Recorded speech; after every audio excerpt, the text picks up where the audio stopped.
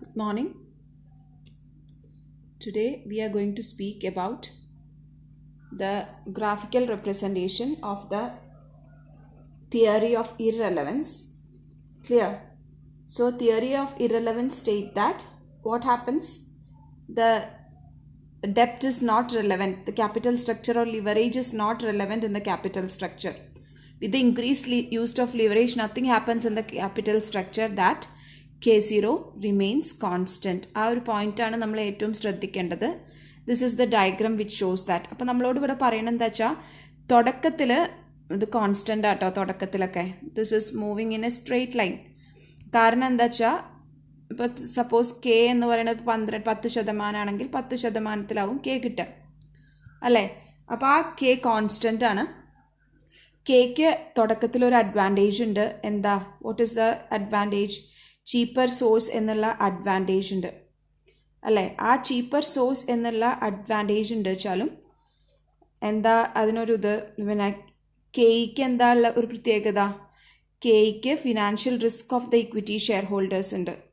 So it is getting offset അല്ലേ. അപ്പോൾ അതാണ് തുടക്കത്തിൽ പറയണത്. Increase in cost of equity offsets advantage അല്ലേ. ഡെപ്റ്റ് ചീപ്പർ ടു ഇക്വിറ്റി ആണ്. പക്ഷേ ഡെപ്റ്റ് ഇൻക്രീസ്ഡ് ആയിട്ട് യൂസ് ചെയ്ത് കഴിഞ്ഞാൽ കോസ്റ്റ് ഓഫ് ഇക്വിറ്റി ഇൻക്രീസ് ചെയ്യും. കണ്ടോ, കോസ്റ്റ് ഓഫ് ഇക്വിറ്റി ഇൻക്രീസ് ചെയ്യണുണ്ടല്ലേ. അപ്പോൾ ആ ഒരു കോസ്റ്റ് ഓഫ് ഇക്വിറ്റി ഇൻക്രീസ് ചെയ്യണത് ഇവിടെ ഉള്ള ഈ ഒരു അഡ്വാൻറ്റേജുമായിട്ട് ഓഫ്സെറ്റ് ചെയ്ത് പോവും. അപ്പോൾ K0 റിമെയിൻസ് കോൺസ്റ്റൻറ്റ് അങ്ങനെയാണ് പറയണത്. അപ്പോൾ തുടക്കത്തിൽ ഒരു അഡ്വാൻറ്റേജും ഇല്ല. അപ്പോൾ ഡെപ്റ്റ് കൂടും തോറും, ഡെപ്റ്റ് തുടക്കത്തിൽ വളരെ കുറവാണ് ഡെപ്റ്റ് വെച്ചാൽ it doesn't have that much relevance. So കുറച്ച് ഡെപ്റ്റ് കൂടും തോറും നമ്മുടെ ലിവറേജിൻ്റെ ഒരു ഇമ്പാക്റ്റ് കിട്ടും എന്ന് തോന്നുകയാണെങ്കിൽ, പക്ഷെ അത് ഉണ്ടാവില്ല. കാരണം എന്താ വെച്ചാൽ കെയുടെ കോസ്റ്റ് കൂടുകയാണ്. So advantage of cheaper source of ഡെപ്റ്റ് is exactly offset by the increased use of equity. thereby the K0 remains constant. See, after a while what happened is that KD നമ്മൾ ഡെപ്റ്റിൻ്റെ യൂസേജ് കൂടി വരുമ്പോൾ what happens is that 10% ഡെപ്റ്റ് കിട്ടാത്തൊരവസ്ഥ വരും. 12-13% ഡെപ്റ്റ് കിട്ടുക. കടം കൂടുതലുള്ള കമ്പനിക്ക് ആരും കടം കൊടുക്കില്ല. So what happens is that the KD goes up. ഡെപ്റ്റ് കൂടും, KD കൂടും. നമ്മളുടെ ക്വസ്റ്റ്യൻ എന്താ വെച്ചാൽ ആ സമയത്ത് എങ്ങനെയാണ് KE കുറയണത്? കാരണം നമ്മൾ ട്രഡീഷണൽ അപ്രോച്ചിൽ എന്താ പഠിച്ചത്? KE മുകളിലേക്ക് പോകുന്ന ഒരു കണ്ടീഷനാണ് പഠിച്ചത്. പക്ഷെ ഇവിടെ അങ്ങനെയല്ല. The KE comes down. ഇവിടെയാണ് അതിൻ്റെ പ്രത്യേകത. It is because of the what happens it is because of the arbitrage process. അപ്പം നമ്മൾ ഒരു കമ്പനിയിൽ ഇക്വിറ്റി എടുത്തു, അത് ഷെയർ ഉണ്ട് നമുക്ക്. ആ കമ്പനിയിൽ ഡെപ്റ്റ് കടം കൂടി വരിക എന്നുള്ളൊരു അവസ്ഥ വന്നു കഴിഞ്ഞാൽ നമ്മൾ എന്താ ചെയ്യുക? ഷെയർ ഹോൾഡേഴ്സ് ഈ ഒരു പോയിന്റിലെത്തുമ്പോൾ ഷെയർ ഹോൾഡേഴ്സ് അവരുടെ ഷെയർസ് ഈ കമ്പനിയിൽ നിന്ന് വിഡ്രോ ചെയ്യും. This is company A. ആ കമ്പനിയിൽ നിന്ന് വിഡ്രോ ചെയ്തിട്ട് അവരൊക്കെ അതേ റിസ്ക്കും റിട്ടേണും ഉള്ള വേറൊരു കമ്പനിയിൽ കുറച്ചും കൂടി കുറവ് കോസ്റ്റ്, കെയുടെ കോസ്റ്റ് കുറച്ചും കൂടി കുറവുള്ള കമ്പനിയിൽ പോയി നിക്ഷേപിക്കും, അവിടെ ഇൻവെസ്റ്റ് ചെയ്യും. അപ്പോൾ ചിലപ്പോൾ അവിടെ ഡെപ്റ്റ് ഉണ്ടായിക്കൊള്ളണം എന്നില്ല. ക്ലിയർ? അപ്പോൾ എന്താ ഉണ്ടാവുക വെച്ചാൽ ഈ കമ്പനിയുടെ ഡിമാൻഡ് കുറയും. ക്ലിയർ? അപ്പോൾ അതുകൊണ്ട് തന്നെ the cost of that company comes down. കാരണം കോസ്റ്റ് കുറയും. KE ഓട്ടോമാറ്റിക്കലി താഴ്ത്തിക്ക് വരിക. കാരണം അത്രയും ഡിവിഡൻഡ് നമ്മൾ കൊടുക്കുന്നില്ല കമ്പനിക്ക്. കമ്പനി ഷെയർ ഹോൾഡേഴ്സിന് കൊടുക്കാൻ പറ്റുന്ന ഒരു അവസ്ഥയാവില്ല. thereby the KE comes down because of the impact of the arbitrage process. അപ്പോൾ ആ KE താഴോട്ട് വരുമ്പോൾ വാട്ട് ഹാപ്പൻസ് ഇസ് ദാറ്റ് കാരണം ഒരു ഡെപ്റ്റ് കൂടി വരുമ്പോൾ cost of equity falls. And അതോടെ കൂടിയിട്ട് എന്താ ഉണ്ടാവുക വെച്ചാൽ ഈ ഇൻക്രീസും ഈ ഡിക്രീസും ഇവിടെ K0 ബാലൻസ് ചെയ്ത് പോകും. അങ്ങനെ K0 വീണ്ടും കോൺസ്റ്റൻ്റ് ആയിട്ട് വരികയാണ്. ആക്ച്വലി ഇതാണ് theoretically what is happening in many companies. അപ്രോച്ചിന് അത് കാരണം ഭയങ്കര റെലവൻസ് ആണ്. അതിൻ്റെ കാരണം എന്താ വെച്ചാൽ in the opinion of Modigliani Miller what he says is that two identical firms in all respects they should be identical except their capital structure will not have different market values because of that arbitrage process. Clear? So what is arbitrage process? Arbitrage എന്ന് പറഞ്ഞാൽ എന്താ? ഒരു value കൂടുതലും ഒരു company market value ഒരു കമ്പനിക്ക് കൂടുതലും ഒരു കമ്പനിക്കും കുറവ് വച്ചാൽ കൂടുതലുള്ള കമ്പനിയിലെ ഷെയർസ് അവരവിടെ വിറ്റിട്ട് കുറവുള്ള കമ്പനിയിലെ ഷെയർസ് വാങ്ങിക്കും. അപ്പോൾ കുറവുള്ള കമ്പനിയിൽ ഷെയർസ് വാങ്ങുമ്പോൾ എന്താ ഒരു പ്രത്യേകത വെച്ചാൽ സെയിം ടിപ്പിക്കൽ ഷെയർ തന്നെയാണ് കൂടുതൽ വാങ്ങിക്കാൻ പറ്റും. അപ്പോൾ അവരുടെ ഷെയർ ആ കമ്പനിയിലത്തെ കൂടും. അപ്പോൾ അങ്ങനെ ഇവിടെ പോയിട്ട് ഇൻവെസ്റ്റ് ചെയ്യുമ്പോൾ അവർക്ക് ഈ കമ്പനിക്ക് കൂടുതൽ ഡിമാൻഡ് ഉണ്ടാവുകയും ഈ കമ്പനിയുടെ വാല്യൂ കൂടുകയും മറ്റേ കമ്പനി ഫോഴ്സ്ഡ് ആണ് വാല്യൂ കുറയ്ക്കാനും ഫോഴ്സ്ഡ് ആകുമ്പോൾ രണ്ടും ബാലൻസ് ചെയ്ത് പോകുന്ന ഒരു കണ്ടീഷൻ വരും. അപ്പോൾ അതുകൊണ്ടാണ് ഞാൻ പറഞ്ഞ ആർബിട്രേജ് എന്ന് പറഞ്ഞാൽ ഒരു മാർക്കറ്റിൽ കൂടുതൽ പ്രൈസും ഒരു മാർക്കറ്റിൽ കൂടുതൽ കുറവ് പ്രൈസും വെച്ച് കുറേ കാലം സർവൈവ് ചെയ്യാൻ പറ്റില്ല. This is the process what is happening in the market. അപ്പോൾ മാർക്കറ്റിലെ പ്രോസസ്സാണത്. അപ്പോൾ ആ ഒരു പ്രോസസ്സ് വെച്ചിട്ട് നമ്മൾ എന്താ ഉണ്ടാവുക വെച്ചാൽ കൂടിയ മാർക്കറ്റിൽ നിന്ന് ആൾക്കാർ കുറഞ്ഞ മാർക്കറ്റിലേക്ക് വരികയും ആ കുറഞ്ഞ മാർക്കറ്റിൽ നിന്ന് സാധനങ്ങൾ വാങ്ങുകയും ചെയ്യുമ്പോൾ ഓട്ടോമാറ്റിക്കലി കൂടിയ കമ്പനിക്ക് പിടിച്ച് നിൽക്കാൻ പറ്റില്ല. അവരുടെ ഷെയർസ് ഡിമാൻഡ് ആൻഡ് സപ്ലൈ കണ്ടീഷൻസിനനുസരിച്ച് automatically will drop down and will come to a stage where it is getting neutralised or it comes as a common ഒരേപോലെ ആവണ അവസ്ഥ വരെ ആ ഒരു ഇംബാലൻസ് ഉണ്ടായിക്കൊണ്ടേയിരിക്കും. Is it clear for you? So അതാണ് നമ്മൾ ആർബിട്രേജ് പ്രോസസ്സിൽ പറയുന്നത്. സോ ഈ ഒരു ആർബിട്രേജ് പ്രോസസ്സ് സംഭവിക്കുകയും K0 എപ്പോഴും കോൺസ്റ്റൻ്റ് ആവുകയും ചെയ്യും. K0 കോൺസ്റ്റൻ്റ് ആവുക എന്ന് പറഞ്ഞാൽ എന്താ വെച്ചാൽ കെക്ക് ഒരു മാറ്റവും ഇല്ല. വാട്ട് എവർ ഹാപ്പൻസ് ടു ഡെപ്റ്റ് and equity doesn't have any impact on കെക്ക് ഒരു ഇമ്പാക്റ്റും ഉണ്ടാവാത്ത ഒരു അവസ്ഥയിലേക്കാണ് വരുന്നത്. Is it clear for you? And let me try to explain about the arbitrage process in detail. Arbitrage process detailed ആയിട്ട് നമുക്കൊന്ന് എക്സ്പ്ലെയിൻ ചെയ്യാം. ഇപ്പോൾ സപ്പോസ് കമ്പനി എ എന്ന് പറഞ്ഞ കമ്പനിയുണ്ട്, ബി എന്ന് പറഞ്ഞ കമ്പനിയുണ്ട്. ക്ലിയർ? കമ്പനി എക്ക് 1,00,000 ഷെയർസ് ഉണ്ട് വിചാരിക്കൂ. 1,00,000 ഷെയർസ് ഉണ്ട് കമ്പനി എക്ക്.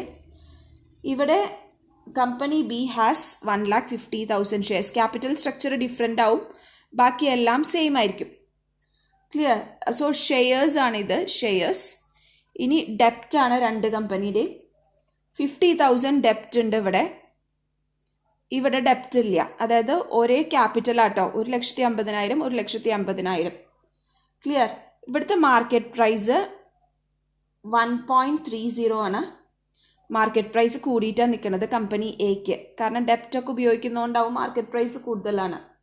Company B has a market price of 1.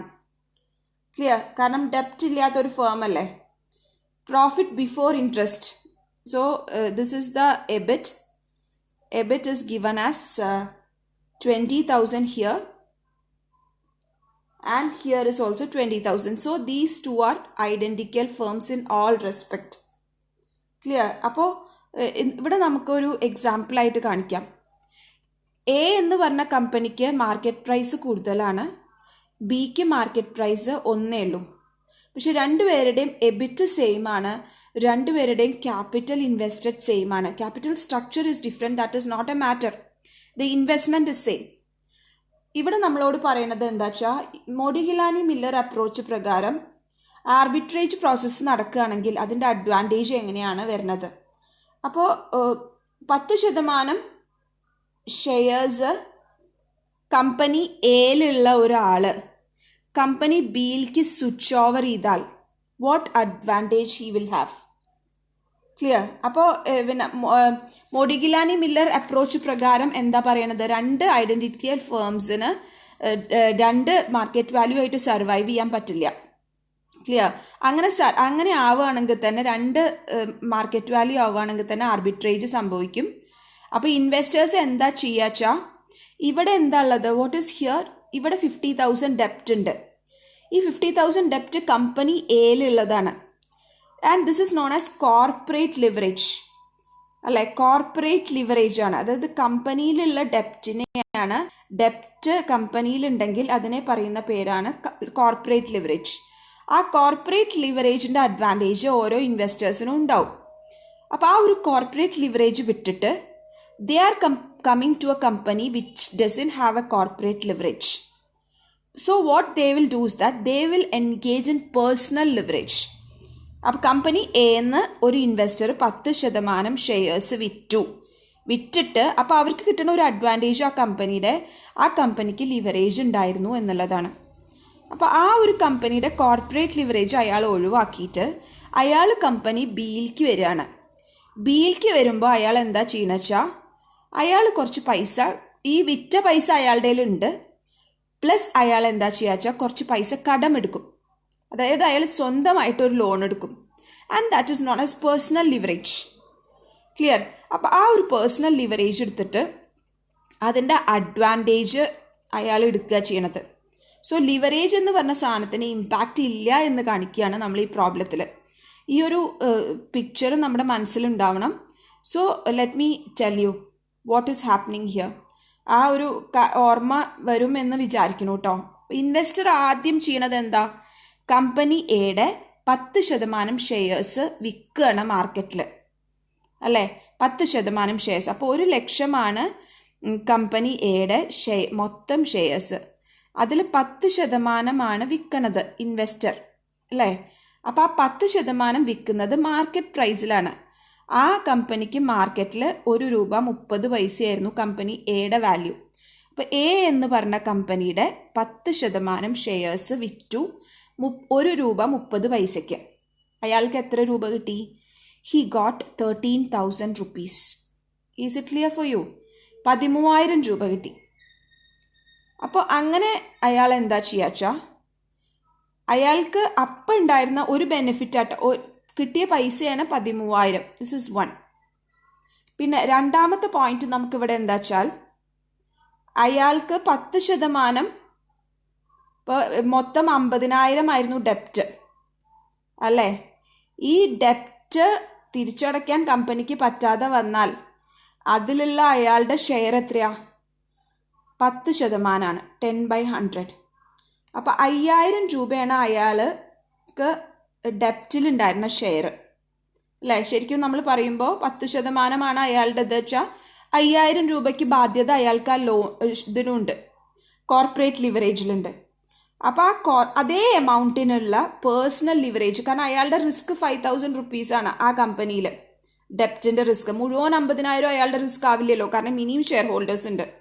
അപ്പോൾ ആ 5,000 രൂപയുടെ റിസ്ക് അയാൾക്ക് ഇല്ലാതെയാവുക ചെയ്യണത് പുതിയ കമ്പനിയിലേക്ക് വരുമ്പോൾ, അല്ലേ? അപ്പോൾ അയാൾ എന്താ ചെയ്യുന്നത് വെച്ചാൽ ഈ 5,000 rupeesന് ലോൺ എടുക്കും. Clear?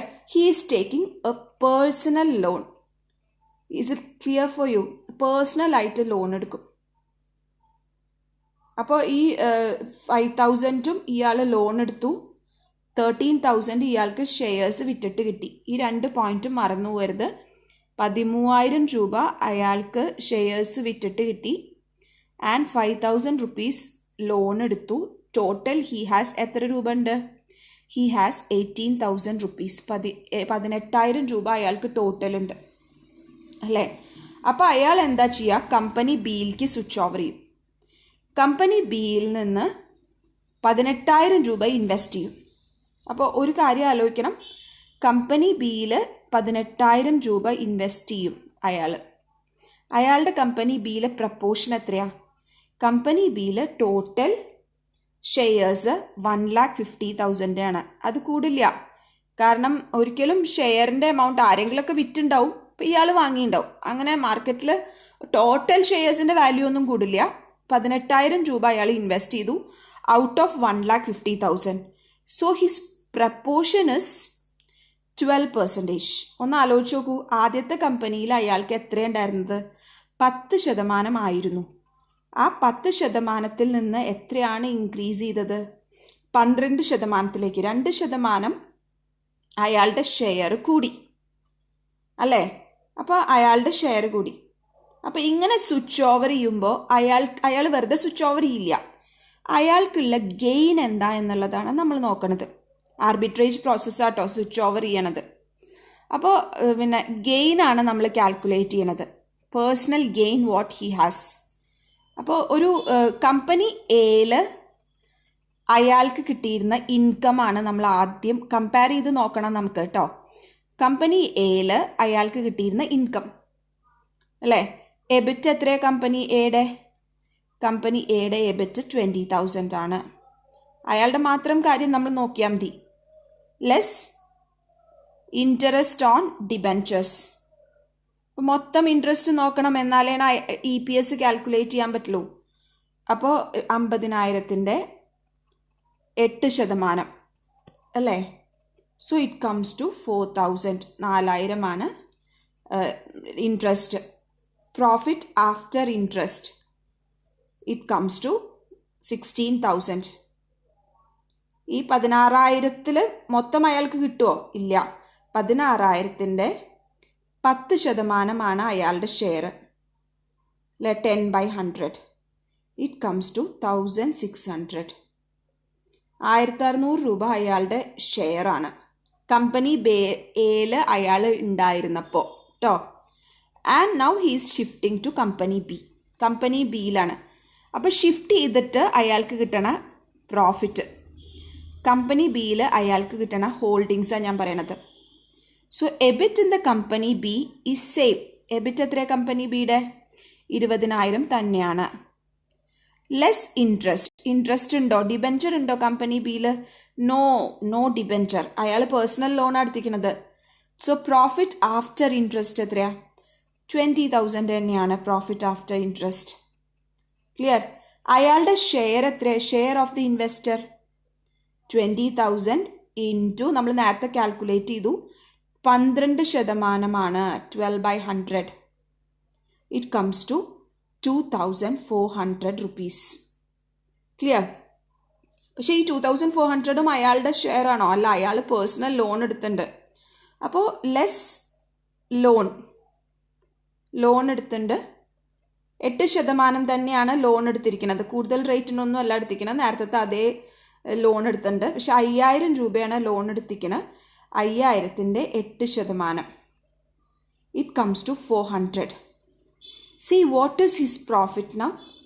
It has come to 2,000 rupees. Clear? So market value കൂടുതലുള്ള ഫേമിൽ നിൽക്കുന്ന ഇൻവെസ്റ്റർ കൂടുതൽ ഗെയിൻ ചെയ്തു എന്ന് പറയാൻ പറ്റുമോ? ഇല്ല. അപ്പം ഇങ്ങനെ ആൾക്കാർ ഇങ്ങോട്ട് ഷിഫ്റ്റ് ചെയ്യും. ക്ലിയർ? ഇങ്ങോട്ട് ഷിഫ്റ്റ് ചെയ്തിട്ട് കൂടുതൽ ആൾക്കാർ ഇങ്ങോട്ട് ഷിഫ്റ്റ് ചെയ്യുമ്പോൾ വാട്ട് ഹാപ്പൻസ്? അവിടെ അവരുടെ കോസ്റ്റ് കുറയും. അതായത് ഇപ്പോൾ നമ്മൾ പറയില്ലേ മാർക്കറ്റ് വാല്യൂ ആ കമ്പനിയുടെ 1.30 പറഞ്ഞാൽ 1.30 വെച്ച് പിടിച്ച് നിൽക്കാൻ പറ്റില്ല. ആ 1.30 കാരണം ഡിമാൻഡ് കുറയാണ്. അപ്പോൾ മാർക്കറ്റ് പ്രൈസ് തിരിച്ച് 1 രൂപയിലേക്ക് തന്നെ എത്തും. അപ്പോൾ എന്താ ഉണ്ടാവുക? അതോട് കൂടിയിട്ട് ഈ പ്രോസസ്സ് അവിടെ നിൽക്കും. പിന്നെ ആൾക്കാർ സ്വിച്ച് ഓവർ ചെയ്യില്ല. ക്ലിയർ ആണോ? അപ്പോൾ വീണ്ടും ഒരേപോലെ കമ്പനി മൂവ് ചെയ്ത് തുടങ്ങും. അതായത് കമ്പനി എക്കും കമ്പനി ബിക്കും ഒരേ ഐഡൻറ്റിക്കൽ ഫേംസ് ആച്ചാൽ ലിവറേജ് കൊണ്ട് പ്രത്യേകിച്ച് ഇമ്പാക്റ്റ് ഒന്നുമില്ല. സോ നമ്മൾ എഴുതേണ്ടത് ഇങ്ങനെയാണ്: the investors they will leave off the corporate leverage and they will engage in personal leverage of another firm അല്ലേ? And they will switch off their holdings from one firm to other and thereby their gain will increase. And as a result of that, what happens is that the market value will be forced to come down and it will be neutralized again. Is it clear? So അതാണ് നമ്മൾ ഈ ഒരു arbitrage പ്രോസസ്സാണ് ഞാൻ ഇന്ന് explain ചെയ്യാൻ വിചാരിച്ചത്. Is it clear for you? സംശയം ഉണ്ടോ? ഇല്ലല്ലോ? Okay, take care.